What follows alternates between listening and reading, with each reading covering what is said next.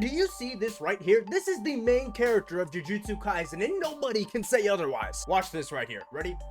Boom. That may or may not have been a clean transition, but that's not what we're here for. You don't care about that. I don't care about that. We're here for Jujutsu Kaisen chapter 264, and this is one of the best chapters in the last few months. We're gonna break this chapter down, so if you're not caught up, here's your spoiler warning. And if you are, kick back, relax, maybe grab a snack or something, a couple Sukuna fingers, because we got some groundbreaking things to cover. This chapter begins with YUJI knocking Sukuna off balance as Jacob's ladder descends before him. We've seen Sukuna in this position one too many times, so it was not shocking to see him fully escape this somehow. That's right, he starts hopping on pebbles like Jiren during the Tournament of Power, climbing up the Jacob's ladder towards Angel to land a blow. Now this Jacob's ladder is different from Yutas. It can affect both YUJI and Todo as well instead of specifically Sukuna. Right as Angel warns Hana to leave, Sukuna pops up right behind her. He loads up and punches with the black flash, but Todo intervenes and takes the attack head on. Unfortunately, both Todo and Hana seem to be knocked out from this, not before Sukuna saying Todo is a real Jujutsu sorcerer. Yet another character to join the long list of people Sukuna has shown respect for,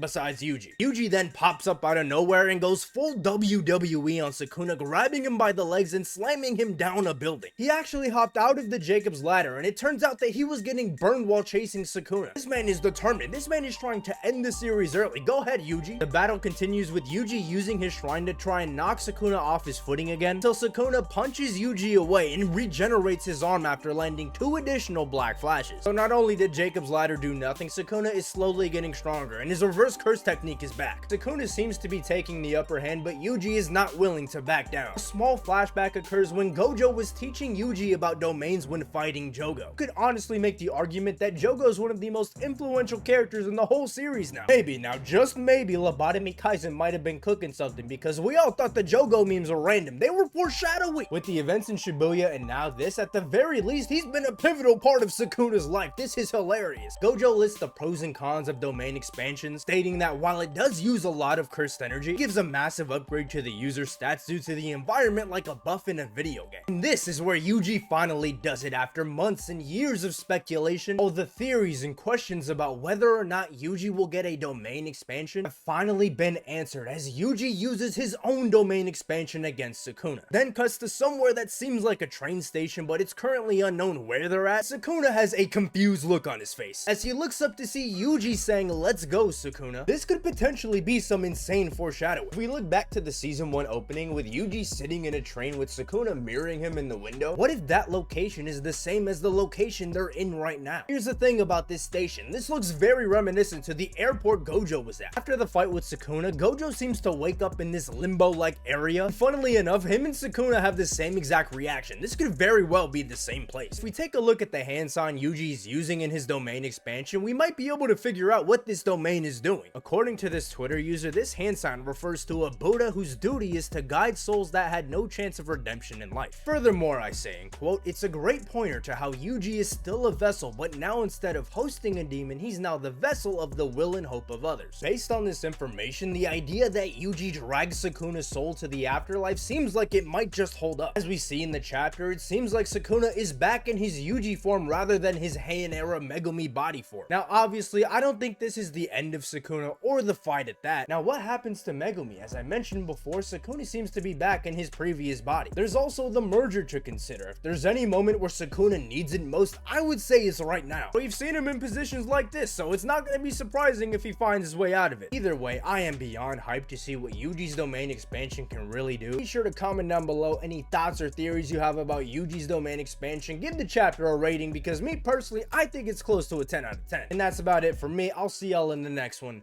Peace.